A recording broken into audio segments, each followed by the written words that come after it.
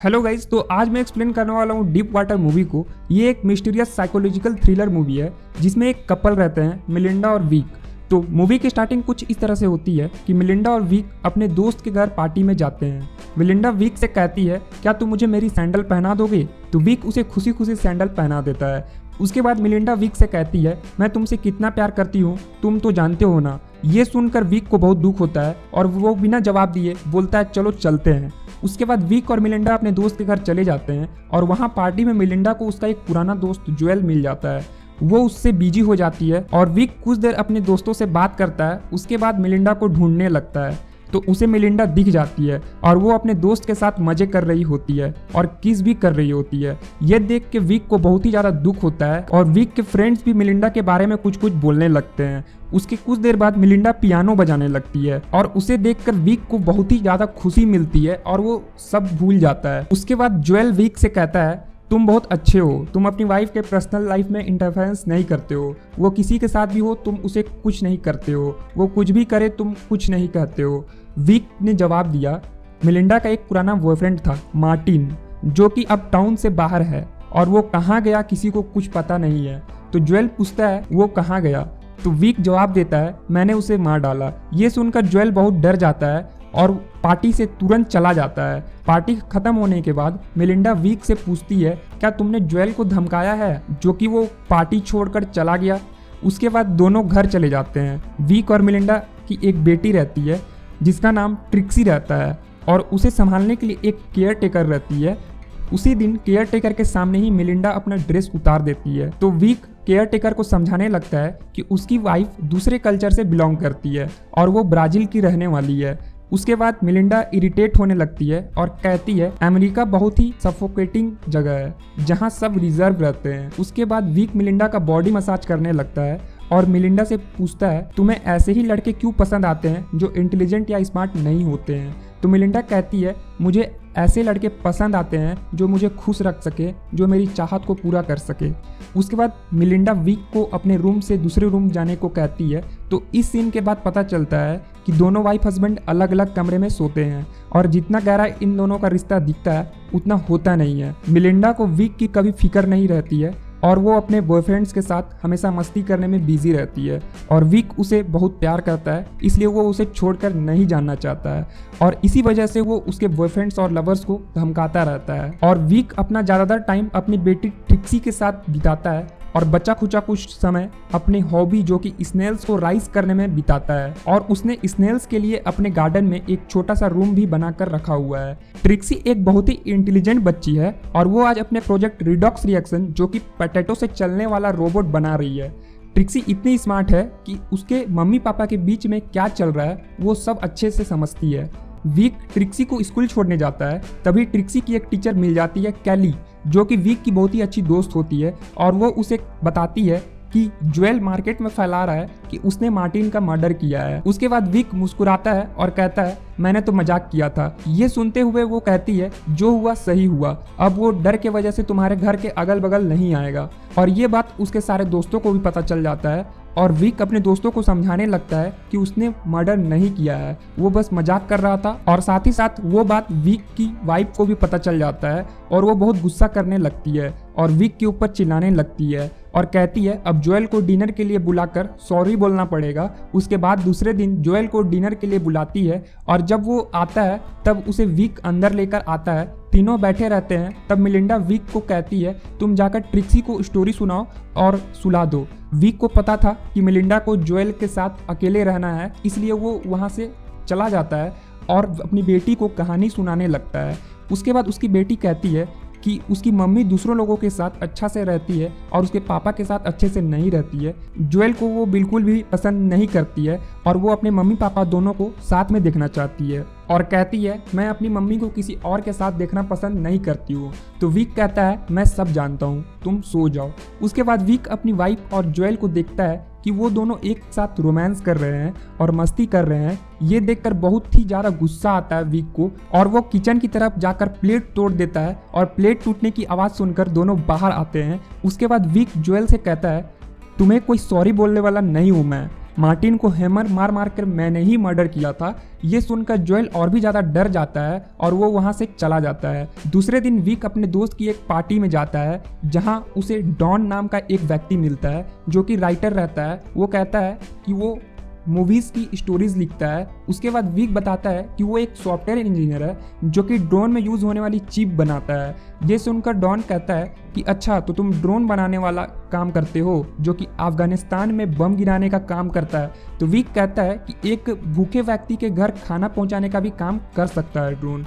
फिर डॉन कहता है कि खाना तो पहुंचाया जा सकता है लेकिन पहुंचाते नहीं हैं, सिर्फ बम गिराते हैं। इसी की वजह से डॉन और विक के बीच में मन ही मन अनबन हो जाती है।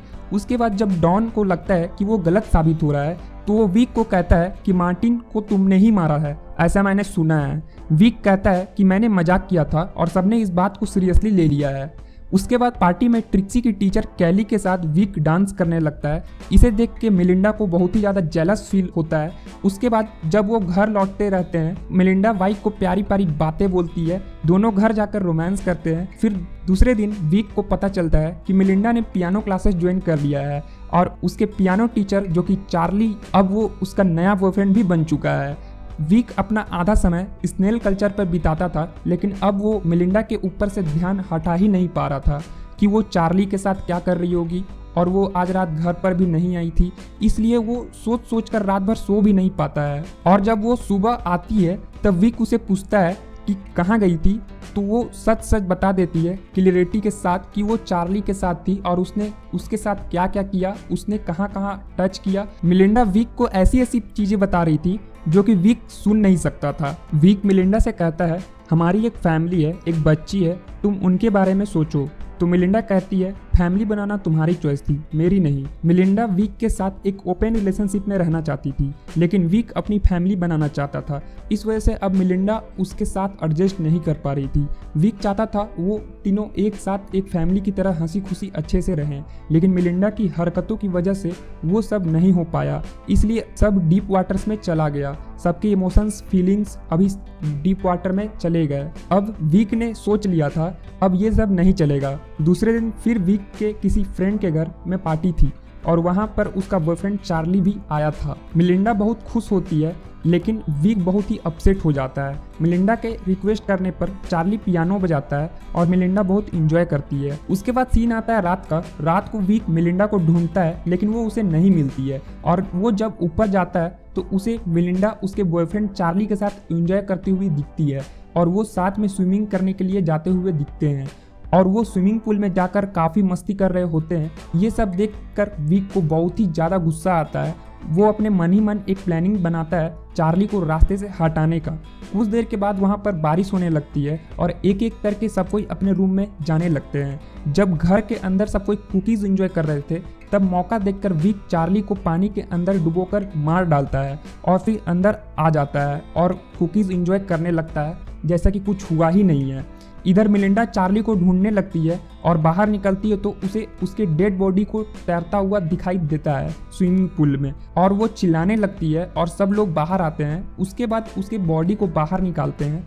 लोग उसे रिवाइव करने की कोशिश करते हैं लेकिन वो रिवाइव नहीं हो पाता है। उसके बाद डॉक्टर और पुलिस की टीम आती है तो डॉक्टर उसे मरा हुआ घोषित कर देती है और पुलिस सबसे इन्वेस्टिगेशन करती है तो कुछ खास पता नहीं चलता है, इसलिए पुलिस भी उसे एक्सीडेंटल केस मानती है। डॉन ने विक और चार्ली को एक साथ देखा था, इस वजह से वो विक के ऊपर डाउट करने लगा था और उसके पीछे एक पर्सनल इन्वेस्टिगेटर हायर कर देता है जो विक के ऊपर पूरा नज़र लगाया बैठा था। एक दिन विक उस इन्वेस्टिगेटर के साथ अपनी वाइफ को पकड़ लेता है तो इन्वेस्टिगेटर अपने आप को साइकोलॉजिकल थेरेपिस्ट बताता है। विक को पता चल चुका था वो एक पर्सनल इन्वेस्टिगेटर है जो कि डॉन ने हायर किया था और जब उसने अपनी वाइफ का बैंक स्टेटमेंट देखा तो उसे पता चला कि वो कुछ पैसा डॉन को ट्रांसफ़र करती थी इस इन्वेस्टिगेशन के लिए। उसके बाद विक डॉन के घर जाता है और डॉन के ऊपर चिल्लाने लगता है कि तुम्हें क्या हक बनता है, तुम मेरे ऊपर पर्सनल इन्वेस्टिगेटर हायर करो। ये सब देख कर डॉन की वाइफ डॉन को कहती है कि माफ़ी मांगो, जाकर सॉरी बोलो, लेकिन डॉन कहता है मैंने कुछ नहीं किया है, मैं क्यों माफ़ी मांगूँ। उसके बाद इन दोनों के बीच की दूरियां और भी बढ़ जाती हैं, लेकिन विक के लिए उसकी परेशानी डॉन नहीं था, उसकी परेशानी उसकी वाइफ थी जो कि अब अपने नए बॉयफ्रेंड के साथ घूम रही थी। उसका कॉलेज का बॉयफ्रेंड था टोनी, जो कि काम से ब्राज़ील से यूएसए आया था। उसके बाद विक फिर से जेलस फील करने लगता है। इधर उसकी बेटी ट्रिक्सी कहती है कि मुझे पता है चार्ली को आप नहीं मारा है।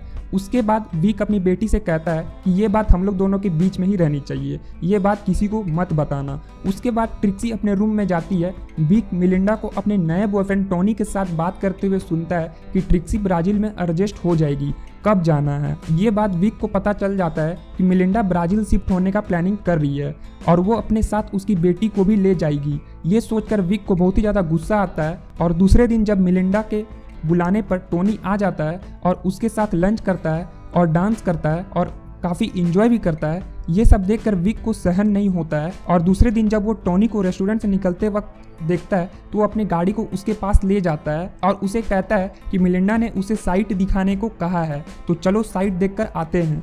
यह सुनकर वो उसके साथ साइट की तरफ चला जाता है और जैसे ही वो टाउन पार करते हैं विक तेजी से गाड़ी रफली चलाने लगता है और जैसे ही वो साइट पर पहुंचते हैं तो वो उसे साइट देखने को कहता है और आगे बढ़ने को कहता है। जैसे ही टोनी आगे बढ़ता है विक पीछे से पत्थर से उसको मारने लगता है। फिर एक पत्थर मारने के बाद वो बड़ा सा दूसरा पत्थर मारने लगता है, उसे वहाँ से ही धक्का दे देता है और वो रिवर के साइड गिरने लगता है और गिरकर मर जाता है। उसके बाद विक उसके ऊपर एक पत्थर बांधता है अपनी बेल्ट की मदद से और उसे पानी में डुबो देता है। फिर वो उसका वॉलेट निकाल कर वहाँ से चला जाता है। उसके बाद विक अपने घर अपने डॉग के साथ वापस आ जाता है। फिर वो मिलिंडा को पूछता है कि आजकल टोनी दिखाई नहीं देता। उसके बाद विक और उसकी बेटी ट्रिक्सी दोनों मज़े से खाना खाते हैं। कुछ देर बाद मिलिंडा कहती है बहुत दिनों से हम लोग अपनी साइट पर पिकनिक मनाने के लिए नहीं गए हैं, तो चलो पिकनिक पर जाया जाए। और तीनों पिकनिक पर जाते हैं। पिकनिक पर विक मिलिंडा का फोटोज एल्बम दिखाता है तो मिलिंडा बहुत ही इमोशनल हो जाती है विक को लेकर। विक की बेटी ट्रिक्सी नदी के किनारे बॉल लेकर जाती है और जब उसके पीछे विक भी जाता है तो देखता है कि पानी में डेड बॉडी फूलने की वजह से ऊपर आ गई है। विक जल्दी जल्दी में मिलिंडा और ट्रिक्सी को लेकर घर चला जाता है और मिलिंडा का एक स्कार्फ वहीं पर जानबूझकर छोड़ जाता है। जब मिलिंडा बोलती है कि मेरा स्कार्फ वहाँ पर छूट गया है तो विक बोलता है कि मैं ले आऊँगा, तुम टेंशन मत लो। विक अपने साइकिल से स्कार्फ को लेने जाता है मिलिंडा के उठने से पहले और उस डेड बॉडी को रिवर के अंदर डालने।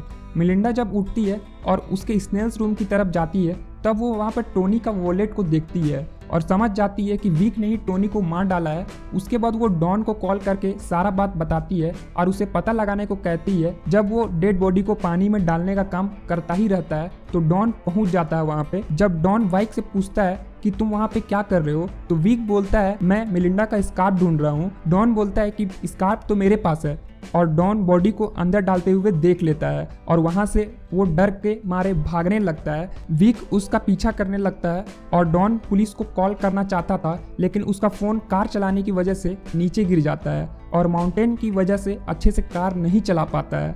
लेकिन विक को उस साइट के बारे में अच्छे से पता था, इस वजह से वो शॉर्टकट लेकर डॉन के कार के आगे आ जाता है और डॉन विक को बचाने की वजह से अपना बैलेंस खो देता है और कार नदी में गिर जाता है और डॉन मर जाता है। इधर मिलिंडा अपना बैग पैक करती है और जाने की कोशिश करती है लेकिन उसकी बेटी बैग को स्विमिंग पूल में फेंक देती है और बोलती है कि मैं आपको और अपने पापा को साथ में देखना चाहती हूँ। ये सुनकर मिलिंडा का मन बदल जाता है और विक घर वापस आता है तब पूछता है मिलिंडा से कि क्या हुआ, तो मिलिंडा जवाब देती है कुछ भी तो नहीं और उसे वो जो वॉलेट मिला था उसे वो जला देती है और सब जानते हुए भी अनजान बन जाती है और साथ ही साथ उसे ये एहसास भी हो जाता है कि विक उससे बहुत ही ज़्यादा प्यार करता है। उसके बाद वो तीनों एक अच्छे फैमिली, एक हैप्पी फैमिली की तरह रहने लगते हैं और कुछ इस तरह से इस मूवी की हैप्पी एंडिंग हो जाती है। तो वीडियो पसंद आई तो वीडियो को एक लाइक जरूर करना गाइस और इसी तरह के वीडियोस देखते रहने के लिए हमारे चैनल को सब्सक्राइब करके बेल आइकन जरूर प्रेस करें।